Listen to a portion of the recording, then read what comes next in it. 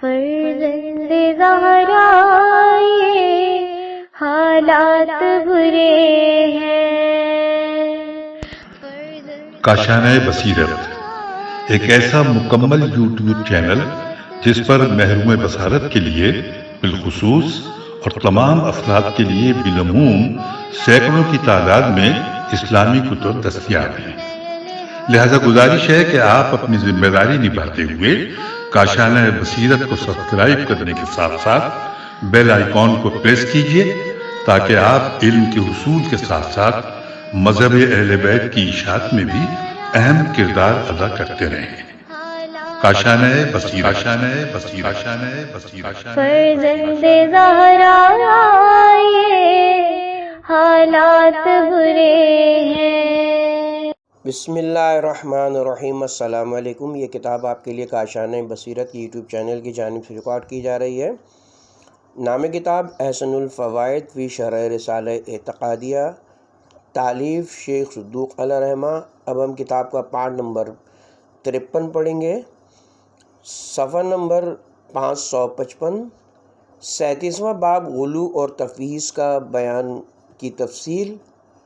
Heading ہے شرک کی بو قلمونیہ شخصیت پرستی کا نتیجہ ہیں۔ تاریخ ملل و مذاہب پر اجمالی نگاہ ڈالنے سے معلوم ہوتا ہے کہ دنیا میں شرک کی ابتدا اور ترویج اور اس کی بو قلمونی میں شخصیت پرستی اور افراط عقیدت کو بہت کچھ دخل ہے۔ شرک کی ابتدا کب اور کس طرح ہوئی اور بتدریج اس کے اوضاع و اشکال میں کیا کیا تغیر و تبدل رونما ہوا، اس وقت اس موضوع پر سیر حاصل تبصرہ کرنا مقصود نہیں ہے۔ دنیا میں شرک کی ابتدا اجمالاً اس قدر واضح رہے کہ حضرت آدم اور نوح کے درمیانی زمانے میں شرک کی ابتدا ہو چکی تھی، اور اس میں بہت حد تک بعض خدا رسیدہ بزرگوں کے متعلق غلط جذبہ محبت اور افراط عقیدت کو دخل رہا تھا۔ چنانچہ عرب کے وہ بڑے اصنام خمسہ جن کے نام ودود، سواق، یعوق، یغوث اور نصر ہیں، یہ حضرت آدم اور جناب نوح کے درمیانی زمانے میں خدا رسیدہ اور عبادت گزار بندے تھے۔ لوگوں کو ان سے انتہائی عقیدت و محبت تھی۔ جب ان کا انتقال ہوا تو ان کے عقیدت مندوں پر ان کی جدائی انتہائی شاق گزری۔ وہ ان کی حسین یادوں کو سینے سے لگانے کی مختلف تدبیریں سوچ رہے تھے کہ شیطان نے ان کی مورتیاں بنا کر ان کے سامنے پیش کیں۔ وہ لوگ ان مورتیوں کو دیکھ کر بہت خوش ہوئے اور اس طرح ان کے جذبہ شوق کی کسی حد تک تسکین ہو گئی۔ پہلے یہ مورتیاں کھلی جگہ پر رکھی ہوئی تھیں، جب سردیوں کا موسم آیا تو وہ لوگ ان کو گھروں کے اندر لے گئے۔ اسی طرح ایک عرصہ دراز گزر گیا، حتیٰ کہ یہ عقیدت مند لوگ دنیا سے رخت سفر باندھ کر چلے گئے۔ بت پرستی میں تدریجی ترقی جب اس کی جگہ نئی پود نے لی تو حقیقت حال سے بے خبری کی وجہ سے انہوں نے ان مورتیوں کی عبادت و پرستش شروع کر دی، کیونکہ وہ اپنے بزرگوں کو ان مورتیوں کے آگے بیٹھے اور ان کی تعظیم و توقیر کرتے ہوئے تو دیکھتے تھے، مگر ان کو حقیقت حال کا کوئی علم نہ تھا۔ جوں زمانہ گزرتا گیا توں صنم پرستی کو ترقی ہوتی گئی، اور رفتہ رفتہ صنم پرست لوگ اپنے اصنام کو مشکل کشا اور حاجت روا سمجھنے لگے۔ اسی طرح بتوں میں نبیوں اور ان کے وصیوں کے مجسمے بنا کر بھی شامل کر لیے گئے۔ پیغمبر اسلام کی بعثت کے وقت عرب میں بت پرستی کا دورہ تھا، اور اس چیز کا سب سے بڑا مرکز مکہ مکرمہ اور اس میں بھی بیت اللہ شریف تھا، جہاں کم و بیش 360 بڑے بڑے بت رکھے ہوئے تھے۔ قبائل کے بت، حضر کے بت اور سفر کے بت ان کے علاوہ تھے، جن کی تعداد ہزاروں سے بھی متجاوز تھی۔ بت پرست بتوں کو خدا نہیں سمجھتے تھے۔ یہ ہیڈنگ ہے کتاب کی۔ یہ لوگ تصور معبود سے بالکل خالی و ذہن نہ تھے، بلکہ توحید کا دھندلا سا تصور ان کے ذہنوں میں موجود تھا۔ چنانچہ قرآن مجید خبر دیتا ہے کہ اگر تم ان سے دریافت کرو کہ زمین و آسمان کو کس نے پیدا کیا ہے تو وہ یقیناً جواب میں یہی کہیں گے کہ اللہ نے۔ بلکہ وہ بتوں کی عبادت و پرستش کی غرض و غایت بھی یہی قرار دیتے تھے کہ یہ شفاعت و سفارش کر کے ان کو خدا کا مقرب بنا دیں۔ چنانچہ خداوند عالم ان کے نظریے کی خبر یوں دیتا ہے، پارہ نمبر 11 سورہ یونس رکوع نمبر 2، وہ خدا کے علاوہ ایسوں کی پرستش کرتے ہیں جو نہ نفع پہنچا سکتے ہیں اور نہ نقصان۔ وہ کہتے ہیں کہ یہ خدا کے ہاں ہمارے سفارشی ہیں۔ ایک اور مقام پر مشرکوں کے قول کو اس طرح نقل کیا ہے، پارہ نمبر 23 سورہ زمر رکوع نمبر 1، جن لوگوں نے خدا کے سوا کارساز بنا رکھے ہیں وہ کہتے ہیں کہ ہم ان کی اس لیے عبادت کرتے ہیں تاکہ یہ ہمیں خدا کا مقرب بنا دیں۔ مذکورہ بالا حقائق معلوم کرنے کے لیے درج ذیل شیعہ و سنی کتب تفسیر کی طرف رجوع کریں۔ تفسیر مجموع البیان جلد نمبر 2 صفحہ نمبر 536، تفسیر برہان جلد نمبر 4 صفحہ نمبر 388، تفسیر صافی صفحہ نمبر 512، تفسیر کبیر فخر الدین جلد نمبر 4 صفحہ نمبر 819، ایزن جلد نمبر 7 صفحہ نمبر 242، تفسیر روح المعافی جلد نمبر 11 صفحہ نمبر 88 وغیرہ۔ ان حقائق سے جز نمبر 11 ہے صفحہ نمبر 88۔ ان حقائق سے یہ بھی معلوم ہوتا ہے کہ یہاں خود ساختہ شفیع یا سفارشی کام نہیں آ سکتے، بلکہ وسیلہ و شفیع اسی ذات ذوالجلال کا بنایا ہوا ہونا چاہیے جس کی بارگاہ میں سفارش و شفاعت کرانا مقصود ہے۔ اسی لیے خدا حکیم فرماتا ہے اس کا قرب حاصل کرنے کے لیے اس کے بنائے ہوئے وسیلے کو تلاش کرو، یہ نہیں فرمایا کہ وسیلہ بناؤ۔ ہمیشہ لوگ بزرگان دین کے متعلق افراد و تفرید میں مبتلا رہے ہیں۔ اقوام عالم کی تاریخ کے تتبع اور تفحص سے معلوم ہوتا ہے کہ گویا یہ امر لوگوں کی حلت اور سرشت میں داخل ہے کہ وہ ہمیشہ اپنے بزرگوں کی محبت و عقیدت میں گرفتار ہو کر ان کو اپنے حدود سے بڑھا دیا کرتے ہیں۔ یہی جذبہ تھا جس نے یہودیوں کو آمادہ کیا کہ وہ جناب عزیز کو ابن اللہ کہیں، اور اسی جذبے نے نصرانیوں سے جناب عیسیٰ کو ابن اللہ کہلوایا۔ چنانچہ خداوند عالم نے اپنے کلام پاک میں اس امر کی خبر دی ہے، اسی لیے حکیم مطلق نے انہیں اس غلطی پر ٹوکا اور ان کو فہمائش کی کہ یا اہل کتاب اپنے دین کے معاملے میں غلو حد سے تجاوز نہ کرو۔ یہی وجہ ہے کہ ہمیشہ سے دنیا کی عظیم شخصیتیں لوگوں کے افراد و تفرید کا شکار رہی ہیں، یعنی ان کے عقیدت مند ہمیشہ انہیں حد سے بڑھاتے رہے اور ان کے مخالفین ان کے اصلی مقام و مرتبے سے گھٹاتے رہے۔ چنانچہ حضرت رسول خدا صلی اللہ علیہ وسلم کے ساتھ بھی یہی سلوک کیا گیا، لوگ ان کے حق میں افراد و تفرید میں مبتلا ہو گئے۔ چنانچہ بعض نادانوں نے آپ کو خدا قرار دے دیا اور مخالفین نے آپ کی نبوت کا بھی انکار کر دیا، اور بعض نادان مسلمان جو بظاہر آپ کا کلمہ بھی پڑھتے ہیں مگر اس کے باوجود آپ کو اپنے جیسا خطا کار و گناہ گار انسان تسلیم کرتے ہیں، وہ لوگ آٹے میں نمک کے برابر ہیں جو اس سلسلے میں حد اعتدال پر قائم ہیں۔ ائمہ طاہرین کے ساتھ بھی یہی سلوک کیا گیا۔ یہاں سے معلوم ہوا کہ بعض نے تو سرے سے ان کی خلافت و امامت کو ہی تسلیم نہیں کیا، اور بعض نے چوتھے مرتبے پر حضرت امیر کی خلافت کو مانا، اور بعض خوارج نے تو معاذ اللہ ان کو دائرہ اسلام سے بھی خارج کر دیا، مگر بعض احمق عقیدت مندوں نے انہیں حدود عبودیت اور مرتبہ امامت و خلافت سے بڑھا کر مرتبہ الوہیت تک پہنچا دیا، جیسے عبداللہ بن سبا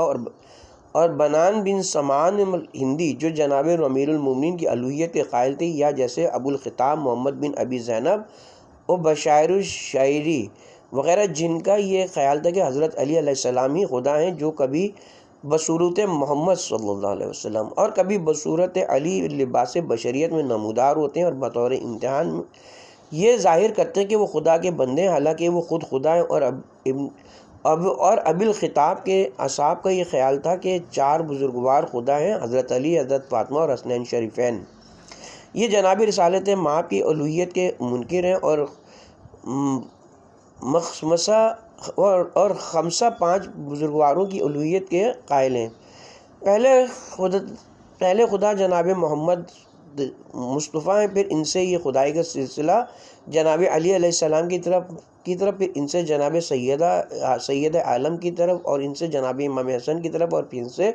جناب امام حسین علیہ السلام کی طرف منتقل ہوا ہے۔ ان کا یہ بھی باطل خیال تھا کہ جناب سلمان فارسی محمدی حضرت محمد صلی اللہ علیہ وسلم کے رسول ہیں، اور یہ لوگ ترک عبادات اور ارتکاب محرمات کو مباح سمجھتے ہیں اور تناسخ کے بھی قائل ہیں، یا جیسے محمد بن بشیر اور اس کے اصحاب جو جناب رسول خدا کی الوہیت کے قائل ہیں اور ان کو لم یلد ولم یولد کا مصداق قرار دیتے ہیں، کو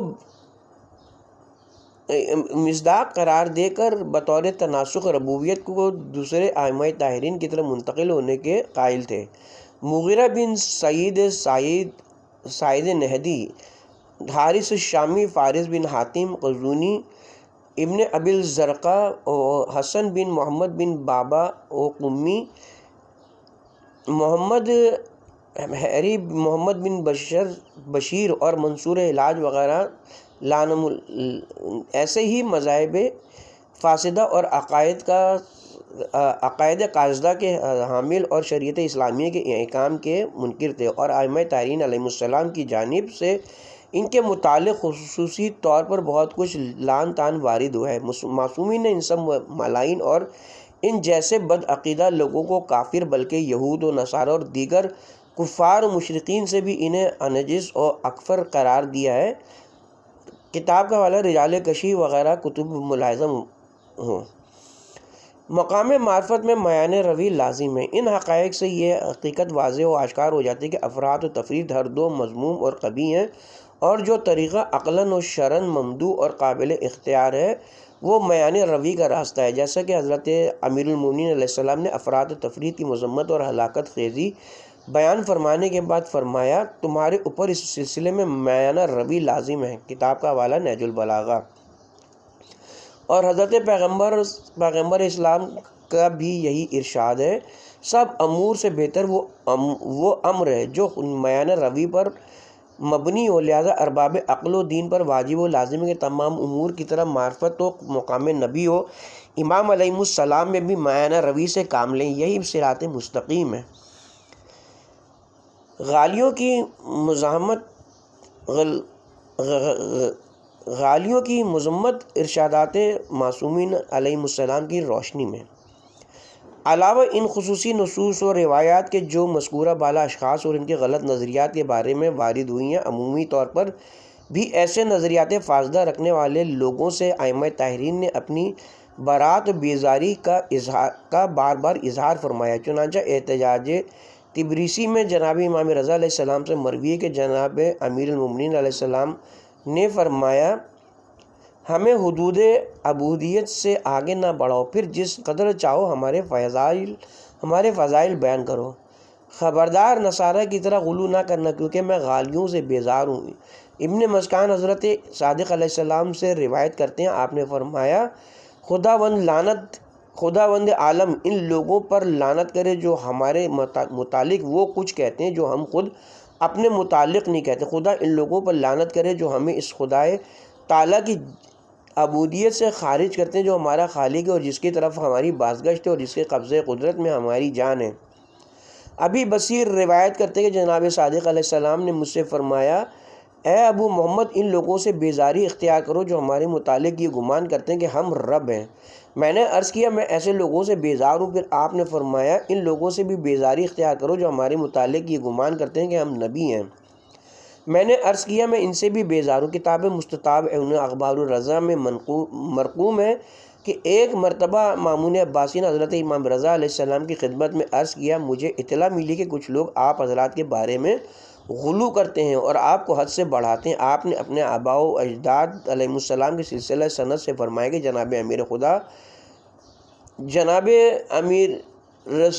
جناب امیر اس کو دوبارہ پڑھتے ہیں، آپ نے اپنے آباء و اجداد علیہ السلام کے سلسلہ سند سے فرمایا کہ حضرت امیر جناب رسول خدا صلی اللہ علیہ وسلم سے نقل کرتے ہیں کہ آپ نے فرمایا، مجھے میرے حق سے زیادہ بلند نہ کرو، کیونکہ خدا تعالیٰ نے نبی بنانے سے پہلے مجھے عبد خاص بنایا۔ ارشاد قدرت ہے،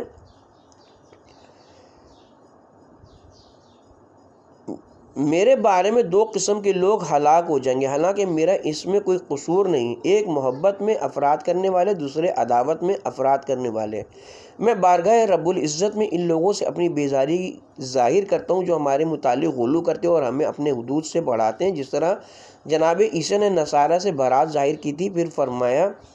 جو شخص انبیاء کے لیے ربوبیت یا ائمہ کے لیے ربوبیت یا نبوت یا غیر امام کے لیے امامت کا دعویٰ کرے، ہم اس سے دنیا و آخرت میں بری و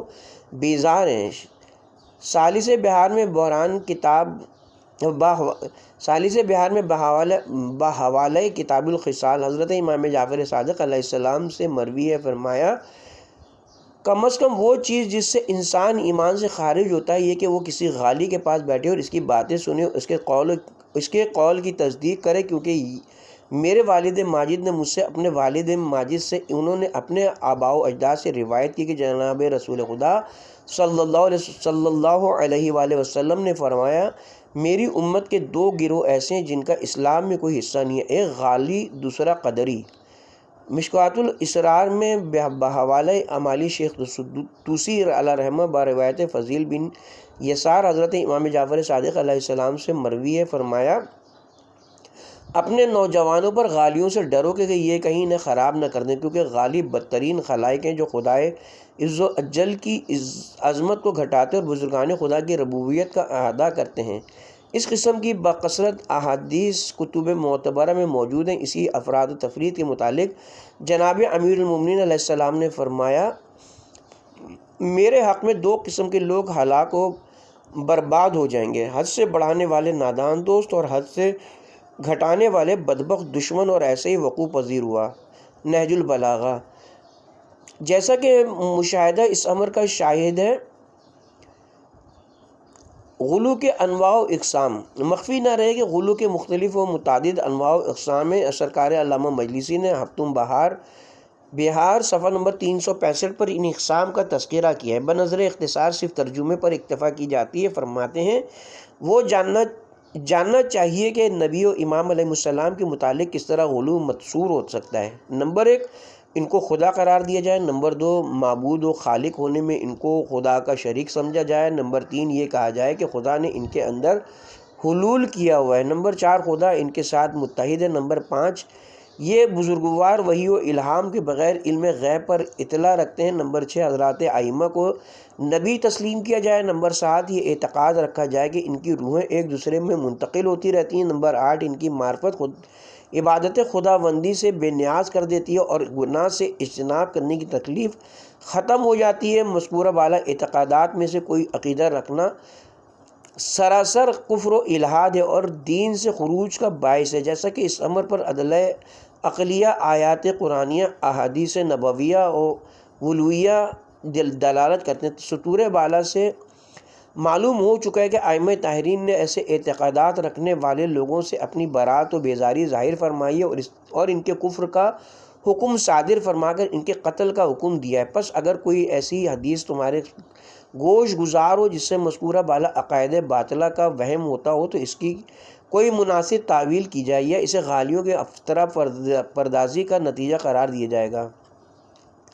زال و مزل فرقہ مفوضہ کے عقائد کا بیان۔ کچھ ایسے نادان دعویداران محبت بھی تھے جن کے اندر آثار غلو موجود تھے اور ائمہ اطہار کو خدا کہنے کا جذبہ چٹکیاں لے رہا تھا، مگر کچھ ائمہ طاہرین کی نبع عقید اور لعن شدید اور کچھ ظاہری شریعت کی حدود کا پاس و لحاظ مانے تھا، اس لیے کھلم کھلا طور پر تو ائمہ کی الوہیت کا ادا نہ کیا، مگر در پردہ ائمہ کے حق میں اکثر اوصاف ربوبی کے قائل ہو گئے اور یہودیوں کی طرح یہ عقیدہ اختراع کر لیے کہ خداوند عالم نے سرکار محمد و علی علیہ السلام کو خلق فرما کر باقی تمام عالم کے خلق کرنے، مارنے اور جلانے، رزق دینے اور نہ دینے اور بارش برسانے یا نہ برسانے، غرض کے بیماروں کو شفا دینے یا نہ دینے کے غرض کے تمام عالم کے نظام کو برقرار رکھنے اور تدبیر عالم کا اہتمام کرنے کا معاملہ انہی بزرگواروں کے سپرد کر دیا ہے۔ سابقہ عقیدہ فاسدہ کو غلو اور اس نظریے کا نظریہ قاصدہ کو اصطلاح شریعت میں تفویض کہا جاتا ہے، جس کے معنی سپرد کرنا ہے، جو در حقیقت غلوہی کا ایک شعبہ ہے، اور اس بد عقیدے کے شرعی مفاسد و مظاہر عقیدہ غلو سے کچھ کم نہیں ہے۔ دونوں میں فرق اس قدر ہے کہ غالی بالکل خدا کے منکر اور مفوضہ خدا کے فی الجملہ قائل ہیں۔ اس عقیدے کے لوگ بھی ائمہ معصومین علیہم السلام کے زمانے میں بکثرت موجود تھے، اس لیے ائمہ طاہرین صلوات اللہ علیہم اجمعین نے بڑی شدت کے ساتھ اس نظریہ فاسدہ کو بھی رد فرمایا۔ چنانچہ ان احادیث شریفہ کا ایک شمہ متن رسالہ میں مذکور ہے اور کچھ ذیل میں آ رہا ہے۔ فرقہ مفوضہ کے عقائد کی رد بچند وجہ اشد ضروری ہے، اور اس کے چند وجوہ ہیں۔ اولاً سرکار محمد و آل محمد علیہ السلام کا خدا نہ ہونا، ان میں علامات مخلوقین اور سماعت مسنونین کے پائے جانے کی وجہ سے ایسا بدہی اور ضروری امر ہے کہ اس کی رد محتاج بیان نہیں ہے، کیونکہ کوئی صحیح الفطرت اور صحیح الدماغ آدمی علامات مخلوقیت کے ہوتے ہوئے مخلوق کو خالق اور آثار عبودیت کو دیکھنے کے بعد عبد کو معبود نہیں کہہ سکتا۔ بعض اثار و اخبار میں منقول ہے کہ ایک جاسلیق نصارہ کا بڑا عالم حضرت امام رضا علیہ السلام کی خدمت میں عبدیت و معبودیت عیسیٰ کے بارے میں مناظرہ کرنے کے لیے حاضر ہوا تو آپ نے فرمایا، اے نصرانی، خدا کی قسم ہم اس عیسیٰ کی نبوت کے ضرور قائل ہیں جو جناب محمد مصطفیٰ صلی اللہ علیہ وسلم کی نبوت کا معترف تھا، اور ہمیں آپ کے عیسیٰ پر بجز اس کے اور کوئی اعتراض نہیں کہ وہ صوم و صلاۃ وغیرہ عبادات کا پابند نہ تھا۔ جاسلیق نے خشمناک ہو کر کہا کہ آپ نے جناب عیسیٰ کی طرف وہ بات کس طرح منسوب کر دی ہے جو ان کے شایان شان نہیں۔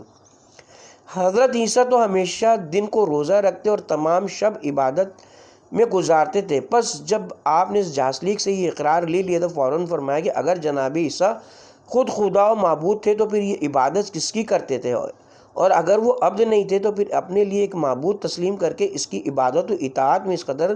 تعب و مشقت کیوں برداشت کرتے تھے؟ کلام امام عالی مقام سن کر نصرانی عالم محبوط ہو کر رہ گیا۔ کتاب کا حوالہ از حدیقہ سلطانیہ، قطع نظر دیگر ادلہ و برائن کے یہی اقتضاء دلیل ان لوگوں کے بانی زوم باطل کے بطلان کے لیے کافی و وانی ہے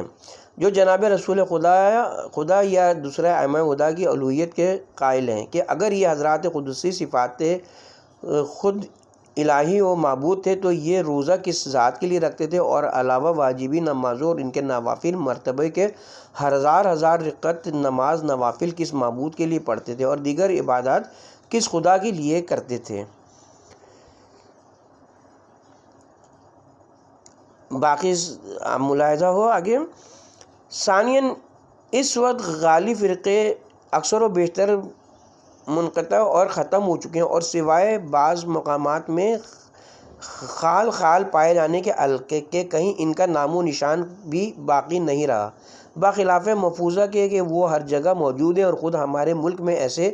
بد عقیدہ لوگوں کی کوئی کمی نہیں۔ ثالثاً کھلم کھلا الوہیت ائمہ کا عقیدہ ایسا غیر مانوس اور واضح البطلان ہے کہ لوگوں کا اس کی طرف کوئی خاص میلان اور رجحان نہیں ہوتا، اس لیے لوگ اس بد عقیدہ کا بہت کم شکار ہوتے ہیں۔ مگر عقیدہ تفویض بظاہر ایسا خوش آئند نظریہ کہ وہ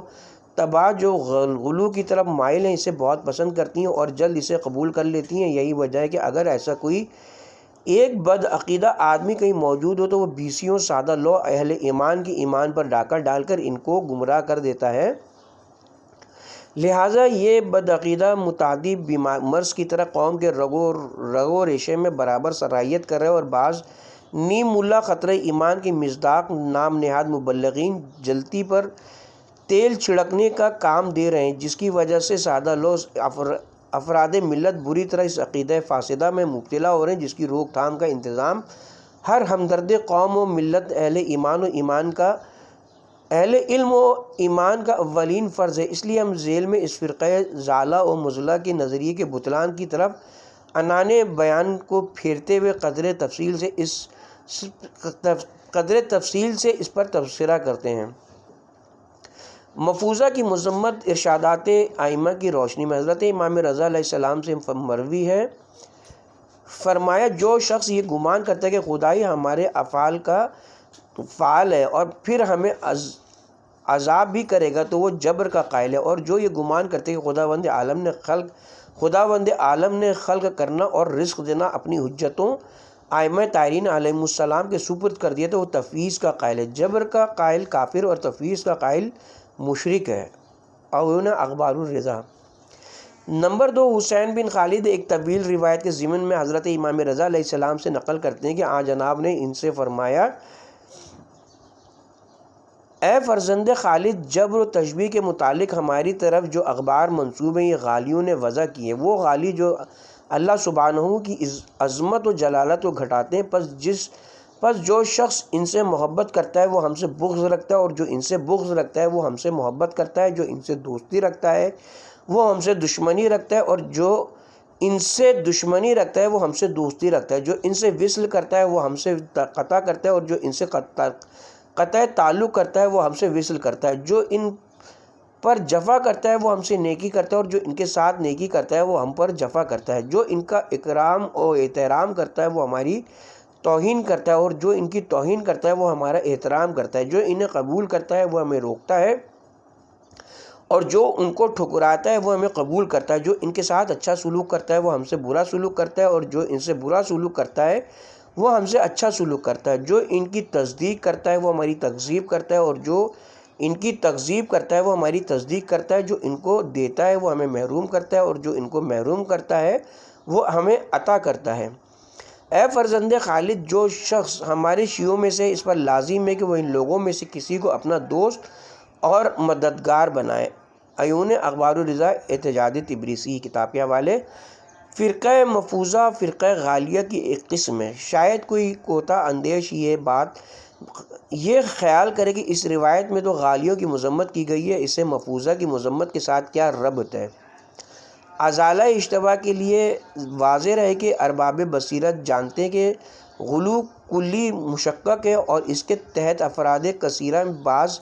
ضعیف اور بعض شدید، تفویض بھی اسی غلو کا ایک فرد ہے۔ بالفاظ سادہ غالیوں کی کئی قسمیں ہیں، مفوضہ بھی انہی کی ایک قسم ہے، چنانچہ حضرت شیخ مفید علیہ رحمہ شرح عقائد صفحہ نمبر 211 میں فرماتے ہیں، غالیوں کا ہی ایک گروہ ہے جو ان میں اور مکمل غالیوں میں صرف اتنا فرق ہے کہ یہ ائمہ اطہار کو قدیم نہیں جانتے اور ان کو مخلوق تسلیم کرتے ہیں۔ شیخ فضل اللہ نوری حاشیہ اوائل المزالات مصنفہ شیخ مفید صفحہ نمبر 76 طبع ایران میں رقم طراز ہیں۔ مفوضہ غالیوں کا ہی ایک فرقہ ہے۔ اسی طرح صاحب معارف الملہ نے بھی مفوضہ کو غالیوں کی قسم قرار دی۔ ان کی اصل عبارت یہ کہ نمبر 2، انہی حضرت سے مروی کہ آپ کے خادم خاص جناب یاسر بیان کرتے ہیں، صاحب بحر الانوار، میں نے جناب امام رضا علیہ السلام کی خدمت میں عرض کیا کہ آپ تفویض کے متعلق کیا فرماتے ہیں؟ فرمایا خداوند عالم نے امور دین کو اپنے نبی کے سپرد کیا، چنانچہ ارشاد فرمایا جس چیز کا رسول تمہیں حکم دیں اس پر عمل کرو، اور جس چیز سے روک دیں اس سے باز رہو، لیکن پیدا کرنے، رزق دینے اور تقسیم کرنے کا معاملہ اس نے ان کے سپرد نہیں کیا۔ پھر فرمایا خدا تعالیٰ ہر شے کا خالق ہے، چنانچہ اس کا ارشاد ہے وہی تمہارا خدا ہے جس نے تمہیں پیدا کیا، پھر رزق دیا، پھر تمہیں مارے گا، پھر زندہ کرے گا۔ کیا تمہارے مقرر کردہ شریکوں میں سے کوئی ایسا ہے جو ان امور میں سے کوئی کام انجام دے سکے؟ خداوند عالم مشرقین کے شرک سے پاک و پاکیزہ ہے۔ نمبر 4، جناب شیخ کشی اپنے رجال میں اپنے سلسلہ سند سے روایت کرتے ہیں کہ حجر بن زائدہ اور عامر بن خدایا حضرت صادق کی خدمت میں حاضر ہوئے اور عرض کیا کہ فلاں شخص یہ کہتا ہے کہ آپ لوگوں کے رزق مقرر کرتے ہیں۔ امام نے یہ سن کر فرمایا خدا کی قسم سوائے خدا کی خود ہمارا رزق اور کوئی مقدر نہیں کرتا۔ مجھے اپنے اہل و عیال کے لیے طعام کی ضرورت لاحق ہوئی، یہاں تک کہ میرا سینہ تنگ ہونے لگا۔ جب ان کی قوت لایوت کا انتظام کر لیا ہے تو تب طبیعت میں سکون پیدا ہوا ہے۔ خدا اس شخص پر لعنت کرے، وہ اس اور اس سے بیزار ہو، وہ کتنا غلط عقیدہ رکھتا ہے۔ رجال کشی صفحہ نمبر 207۔ ابطال تفویض قرآن کی روشنی میں قرآن مجید میں باکثرت ایسی آیات مبارکہ موجود ہیں جو بے عبارت النص اس امر پر دلالت کرتی ہیں، خلق کرنا اور رزق دینا، مارنا، جلانا اور بیماروں کو شفا دینا وغیرہ وغیرہ امور تکوینیہ کی انجام دہی ذات ایزدی سے وابستہ۔ اس نے یہ امور کسی بھی مخلوق کے سپرد نہیں فرمائے، نہ استقلالی طور پر اور نہ غیر استقلالی طور پر، صرف بطور نمونہ چند آیات مبارکہ پیش کی جاتی ہیں۔ ارشاد قدرت ہے، پارہ نمبر 1 سورہ بقرہ رکوع نمبر 2، اے لوگو اپنے پروردگار کی عبادت کرو جس نے تم کو اور ان کو جو تم سے پہلے تھے پیدا کیا۔ عجب نہیں تم پرہیزگار بن جاؤ جس نے تمہارے لیے زمین کو بچھونا اور زمین کو چھت بنایا اور آسمان سے زمین برسایا، پھر اسی نے تمہارے کھانے کے لیے بعض پھل پیدا کیے، بس کسی کو خدا کا ہمسر نہ بناؤ حالانکہ تم خوب جانتے ہو۔ نمبر 2 پارہ نمبر 21 سورہ روم رکوع نمبر 7، خدا وہ قادر و توانا ہے جس نے تم کو پیدا کیا، پھر اس نے روزی دی، پھر وہی تم کو مار ڈالے گا، پھر وہی تم کو دوبارہ زندہ کرے گا۔ بھلا تمہارے بنائے ہوئے خدا کے شریکوں میں سے کوئی بھی ایسا ہے جو ان کاموں میں سے کچھ بھی کر سکے جیسے یہ لوگ اس کا شریک بناتے ہیں اور وہ اس سے پاک اور برتر ہے۔ اس آیت مبارکہ کے ذیل میں حضرت علامہ مجلسی فرماتے ہیں، ہفتم میں بہار صفحہ نمبر 337، یہ آیت اس بات پر دلالت کرتی ہے کہ خلق کرنے، رزق دینے اور مارنے اور جلانے کی نسبت غیر خدا کی طرف دینا جائز نہیں ہے۔ اللہ اکبر۔ نمبر 3 پارہ نمبر 3 سورہ رعد رکوع نمبر 8، پارہ نمبر 30 غالباً ہوگا، ان لوگوں نے خدا کے کچھ شریک ٹھہرا رکھے ہیں، کیا انہوں نے خدا ہی کی سی مخلوق پیدا کر رکھی ہے جن کے سبب مخلوقات ان پر مشتبہ ہو گئی ہے اور ان کی خدائی کے قائل ہو گئے؟ تم کہہ دو کہ خدا ہی ہر چیز کا پیدا کرنے والا ہے اور وہی یکتا اور سب پر غالب ہے۔ اس آیت مبارکہ کے ذیل میں علامہ مجلسی فرماتے ہیں، بہار جلد نمبر 7 صفحہ نمبر 327، یہ آیت اس بات پر دلالت کرتی ہے کہ انبیاء و ائمہ علیہ السلام کی طرف خلق کرنے کی نسبت دینا جائز نہیں ہے۔ نمبر 4 پارہ نمبر 13 سورہ رعد رکوع نمبر 9، اس سے پہلے بھی والی عبارت بھی پارہ نمبر 13 میں ہوتی ہے، خدا ہی جس کے لیے چاہتا ہے روزی کو بڑھا دیتا ہے اور جس کے لیے چاہتا ہے تنگ کر دیتا ہے۔ نمبر 5 پارہ نمبر 19 سورہ شعراء رکوع نمبر 9، اور جب میں بیمار پڑتا ہوں تو وہی مجھے شفا عنایت فرماتا ہے۔ نمبر 6 پارہ نمبر 3 سورہ آل عمران رکوع نمبر 11، اے رسول تم یہ دعا مانگو کہ اے خدا تمام عالم کے مالک، تو ہی جس کو چاہے سلطنت دے اور جس سے چاہے سلطنت چھین لے، اور تو ہی جس کو چاہے عزت دے اور تو ہی جسے چاہے ذلت دے، ہر قسم کی بھلائی تیرے ہی ہاتھ میں، بے شک تو ہر چیز پر قادر ہے۔ نمبر 7 پارہ نمبر 11 سورہ یونس رکوع نمبر 9، اے رسول تم ان سے ذرا پوچھو